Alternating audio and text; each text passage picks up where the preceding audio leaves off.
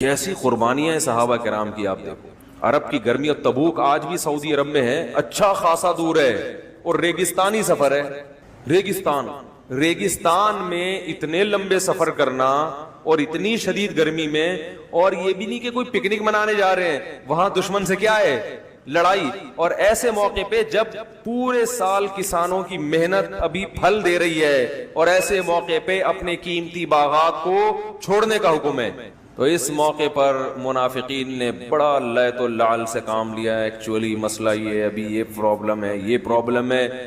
تو ہوا یہ کہ ان منافقین نے تو بہانے مارے، اور یہ فرض عین ہو گیا تھا جہاد، کیونکہ نبی نے سب کو نکلنے کا حکم دیا تھا، لیکن 3 صحابی تھے جو مخلص ہونے کے باوجود پیچھے رہ گئے۔ ایک کعب ابن مالک رضی اللہ تعالی عنہ، ہلال ابن امیہ، اور مرارہ ابن ربیع۔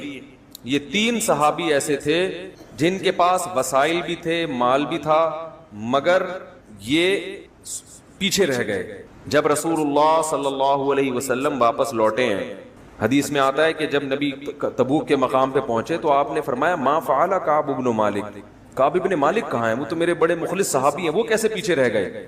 کسی نے عرض کیا یا رسول اللہ حبسہ برداہ والنظر فی عطفی، یا رسول اللہ ان کے پاس مال آج کل بہت آیا ہوا ہے، دولت نے ان کو پیچھے روک لیا۔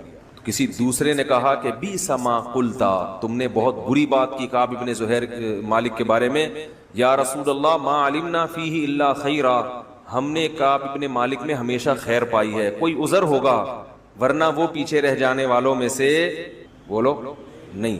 جب یہ لشکر واپس لوٹا تو نبی صلی اللہ علیہ وسلم مسجد نبی میں بیٹھے، تو اب جو منافقین ہیں نا وہ آ کے اپنے آزار پیش کرنے لگے۔ میں اصل میں یہ مسئلہ میرا یہ ہو گیا تھا کہ وہ مجھے تو حکیم نے منع کیے جانے، وہ میں اپنی طرف سے کہہ رہا ہوں، یعنی کچھ بھی الٹے سیدھے آزار، ڈاکٹر تو ہوتے نہیں تھے اس زمانے میں، میرے ساتھ ایکچولی یہ مسئلہ تھا، میرے ساتھ یہ نبی کو پتا تھا کہ یہ جھوٹ بول رہے ہیں۔ آگے سورہ توبہ میں آ رہا ہے یحلفون باللہ یعتذرون الیکم، یہ عذر کر رہے ہیں، سب جھوٹے عذر ہیں، لیکن نبی صلی اللہ علیہ وسلم ان کے زبان سے نکلے ہوئے کلمات پر فیصلہ کر رہے تھے کہ تم کہہ رہے عذر تھا تو ہم مان لیتے ہیں، حالانکہ آپ کو معلوم تھا کہ یہ جھوٹ بول رہے ہیں، لیکن نبی نے ان کے ظاہر کو مانا کہ ٹھیک ہے۔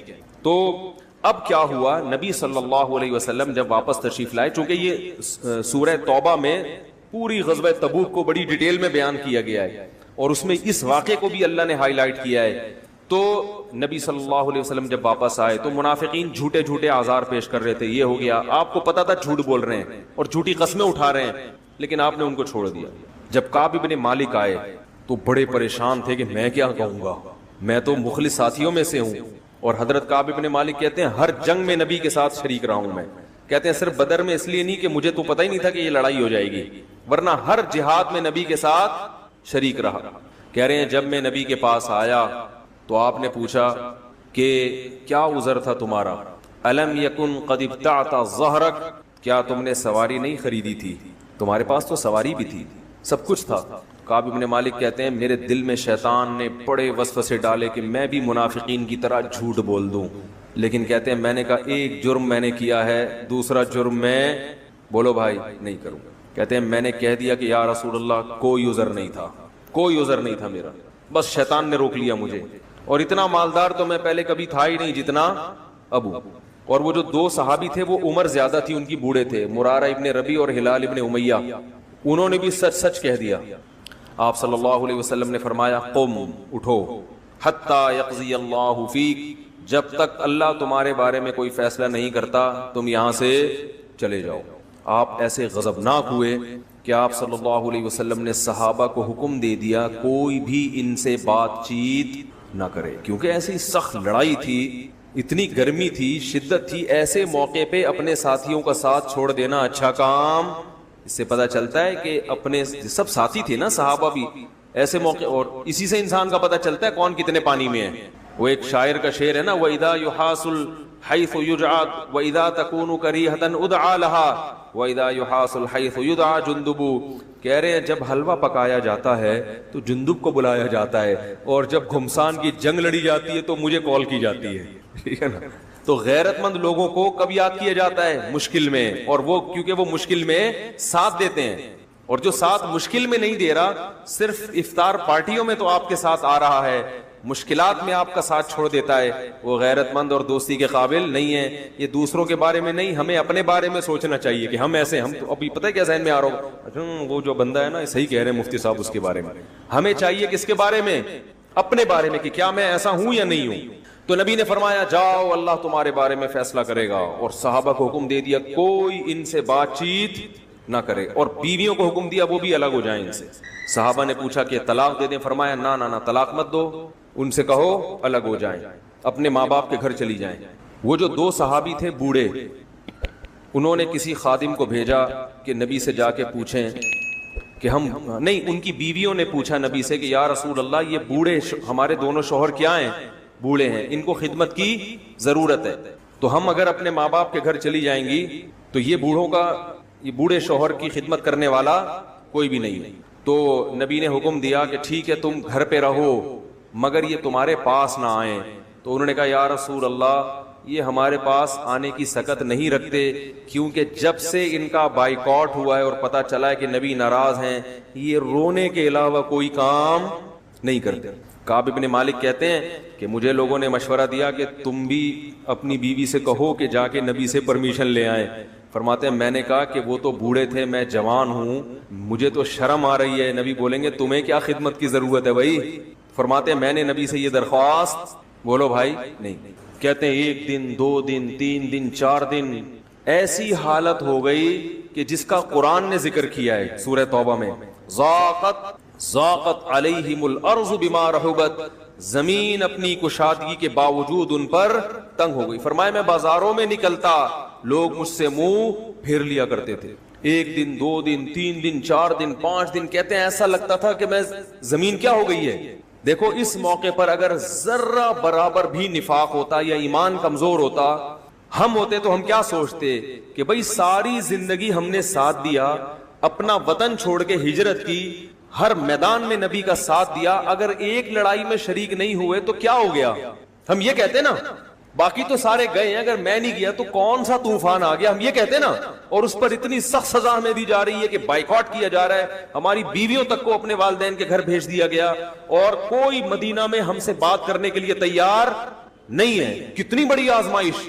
یہ کہنا آسان ہے، جس پہ گزرتی ہے وہ جانتا ہے کہ کتنی بڑی آزمائش ہے۔ آج کسی سے عقیدت محبت ہونا، ذرا سی کوئی کوتاہی اس کی سامنے آ جائے، فوراً عقیدت کا جنازہ، ایک دم عقیدت کا جنازہ نکل جاتا ہے۔ تو اس موقع پر روم کا بادشاہ تھا، پتہ نہیں فارس کا، مجھے یاد نہیں، اس کو جب پتہ چلا نا کہ کعب ابن مالک جو سرداروں میں سے ہے اور ان کے ساتھیوں نے ان کے ساتھ یہ سلوک کیا کہ کوئی بات ہی نہیں کر رہا، تو اس نے ایسے موقع پہ دشمن فائدہ اٹھاتے ہیں نا، تو اس نے خط بھیجا کعب ابن مالک کی طرف۔ تو حضرت کعب ابن مالک کہتے ہیں کہ میں بازار میں چل رہا تھا کہ ایک پکارنے والا پکار رہا تھا، من یدل علی کعب ابن مالک، بھائی کعب ابن مالک کون ہے؟ کیونکہ وہ اجنبی تھا، دوسرے ملک سے آیا تھا، تو لوگ اشارہ کر رہے تھے وہ ہے، نام بھی نہیں لے رہے تھے کہ بات نہ ہو جائے، نبی نے منع کیا بات چیز، اشارہ کر رہے تھے کہ بھائی سمجھ رہے ہیں۔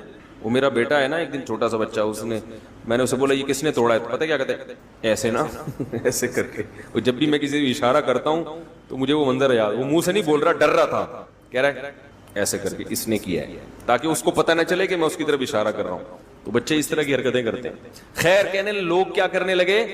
اشارہ، کیونکہ نبی نے بات چیز سے منع کیا ہے۔ کہہ رہے ہیں وہ میرے پاس آئے اور مجھے خط تھما دیا، اس خط میں لکھا تھا کہ ہمیں یہ پتہ چلا ہے، بادشاہ نے لکھا تھا کہ تمہارے ساتھیوں نے تمہارے ساتھ بڑا ظلم کیا، حالانکہ تم تو عزت کے قابل آدمی۔ دیکھو چڑھانے والے ایسے چڑھاتے ہیں نا، تم ذلت کے لائق نہیں ہو، تم عزت کے قابل ہو، تمہارے ساتھ ایسا سلوک نہیں ہونا چاہیے، تم ہمارے پاس آ جاؤ، ہم تمہیں عزت بھی دیں گے، پیسہ بھی دیں گے، حکومت بھی دیں گے۔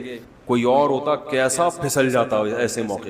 کعب ابن مالک کہتے ہیں میں نے اس خط کو ایسے کر کے پھاڑا، اور میں نے کہا جیسے ایک آزمائش میرے اوپر آئی تھی، اب یہ اللہ کی طرف سے، ایک آزمائش میں ناکام ہوا تو اتنی سزا مل رہی ہے اللہ کی طرف سے۔ وہ سمجھتے یہ سب کس کی طرف سے ہو رہا ہے؟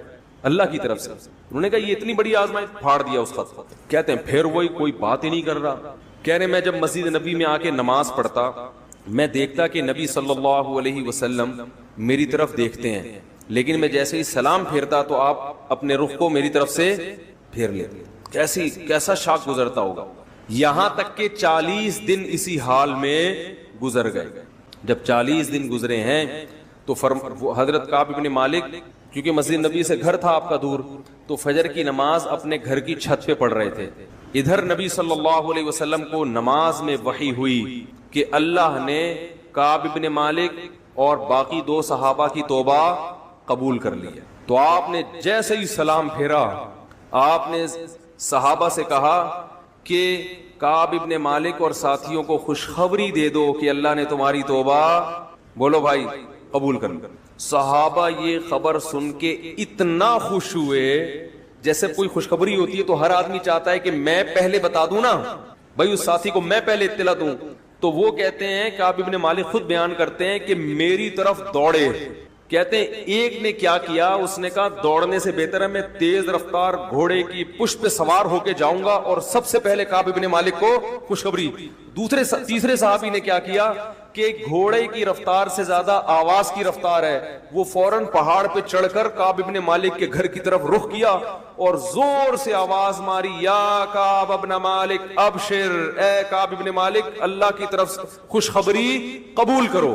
کہتے ہیں میں بھی مصلی پہ بیٹھا تھا, وہ کیونکہ کان صوت اسرع من الفرس, آواز کی رفتار گھوڑے کی رفتار سے, یہ خود صحابی کا بیان ہے, کہتے ہیں آواز کی رفتار گھوڑے کی رفتار سے تیز ہوتی ہے. تو وہ ان صحابی نے نا اپنے شوق میں, جیسے ہوتا ہے نا کسی کو اطلاع دینی ہوتی ہے تو بھائی چڑھ کے آواز لگا دو تاکہ وہ گھوڑے میں جو ہے نا پہنچنے سے پہلے میری آواز پہنچ جائے. کہتے ہیں میں نے جب پہاڑ پہ آواز سنی کہ اے کعب ابن مالک خوش ہو جاؤ, بس اتنی, میں سمجھ گیا کہ میری توبہ قبول ہو گئی. میں فوراً دوڑا نبی صلی اللہ علیہ وسلم کی طرف مسجد نبی میں. جب آیا آپ صلی اللہ علیہ وسلم کی خدمت میں تو آپ صلی اللہ علیہ وسلم مسجد نبی میں بیٹھے ہوئے تھے اور آپ کا چہرہ خوشی سے چمک رہا تھا. حتی اذا استنار کأن وجہہ قطعۃ قمر, نبی صلی اللہ علیہ وسلم جب خوش ہوتے تھے تو کعب ابن مالک کہتے ہیں ایسا چہرہ چمکتا تھا جیسے 14ویں کا چاند, آپ کے چہرے پہ خوشی کے آثار. اور کہتے ہیں کہ میں جیسے ہی نبی کے پاس آ کے بیٹھا, نبی نے کیا خوشخبری دی, یا کعب ابن مالک ابشر بخیر یوم مرت علیک منذ ولدتک امک.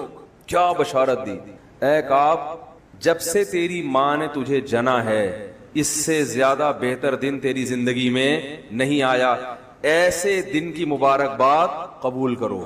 حضرت کعب نے فوراً کیا کہا, امن عندک ام من عند اللہ یا رسول اللہ, یہ آپ کی طرف سے خوشخبری ہے یا اللہ کی طرف سے؟ فرمایا لا بل من عند اللہ, یہ میری طرف سے نہیں, یہ کس کی طرف سے؟ یعنی وہ چاہ رہے تھے کہ نبی نے اپنی طرف سے معاف کیا, یہ اللہ نے کچھ حکم دیا ہے, تھوڑی تسلی چاہ رہے تھے نا. تو نبی نے کیا فرمایا, من عند اللہ, یہ معافی کس کی طرف سے ہے, پکا کام ہوا ہے, پکا. کہتے ہیں نا سپریم کورٹ کا فیصلہ ہے بھائی, یہ اس کو چینج نہیں کیا جا سکتا. یہ کس کا فیصلہ ہے, اللہ کا. کیسے خوش ہوئے کعب ابن مالک, فوراً کہا یا رسول اللہ, جس اللہ نے میری توبہ قبول کی ہے, میری توبہ کی تکمیل یہ ہے کہ جس مال نے مجھے جہاد سے روکا سارا مال صدقہ, زیرو ہو جاؤں گا میں, سب کس کے حوالے, آپ کے حوالے, جہاں چاہیں خرچ کریں. نبی نے فرمایا نا نا نا نا, ایسا نہ مت کرو, ٹھیک ہے نا, کچھ روکو اور کچھ سارا صدقہ کر دو گے. نبی تو اپنے ساتھیوں پہ خیر خواہ بھی تھے نا, ہم ہوتے ہم کہتے ہیں لے آ, ہم کیا کہتے ہیں, ابھی جو جیسے چندہ مانگنے والا جو ہوتا ہے نا وہ دیکھتا ہے لوگوں کو گرم کر کے ابھی نکال لو, ٹھیک ہے نا, چاہے وہ بعد میں جا کے رو رہے ہو یار سارے پیسے تو چندہ مانگنے والے کو جا کے دے آئے. اور وہ تو غربا پہ صدقہ کر رہے تھے. یا رسول اللہ سارا مال, یہ ہوتی ہے توبہ کی تکمیل. ہم لوگ توبہ کرتے ہیں, پتہ ہے کیسی توبہ, ہماری توبہ بھی ایسی ڈھیلی ڈھالی اور کمزور ہوتی ہے کہ تبھی وہ گناہ بار بار ہو رہا ہوتا ہے توبہ کرنے کی. کوئی نہ صدقہ ہوتا ہے ہم سے, گناہ کا جو چیز سبب بنی تھی اس سبب کو بھی نہیں چھوڑتے. صحابی نے کہا یہ مال سبب بنا ہے نا جہاد سے روکنے کا, تو یہ مال اب میں نہیں رکھوں گا, یہ سارے باغات جو اس زمانے کی کروڑوں کی مالیت ہوگی سب صدقہ. فرمایا نا نا نا, سب نہیں, کچھ صدقہ کرو. غالباً 1/3 کا حکم دیا کہ 1/3 صدقہ کرو. تو کعب ابن مالک کہتے ہیں کہ میں نے عزم کر لیا کہ اللہ نے مجھے سچ کی وجہ سے نجات دی ہے تو میں زندگی میں کبھی بھی جھوٹ نہیں بولوں. اللہ سے ایگریمنٹ کیا. اور فرماتے ہیں اس کے بعد اللہ نے مجھے بہت آزمایا, کئی مواقع پہ مجھے سچ بولنے میں نقصان ہو رہا تھا، لیکن مجھے اپنا وعدہ یاد آتا تھا کہ میں کبھی بھی زبان سے غلط بیانی نہیں کروں.